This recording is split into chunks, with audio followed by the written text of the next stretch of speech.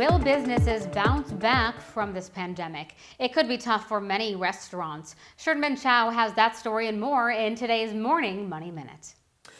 A heartbreaking report on the future of restaurants. 1 in 4 could close by the time this pandemic is over. That, according to experts at the reservation service OpenTable. Reservations on the site were down 95% from this time last year, and some restaurants are already making the decision not to reopen at all. IKEA not letting coronavirus shut things down. Instead, the chain's parent company plans to expand in the U.S. by building malls. The company already owns 45 shopping malls across the country. The plan's still in the early stages, but the malls will likely be set up in a handful of major cities. And a virtual watch party. You can now watch HBO with your friends while social distancing.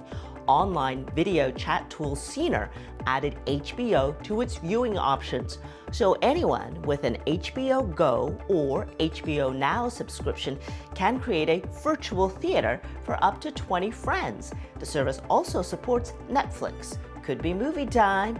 With your Money Minute, I'm Sherdman Chow.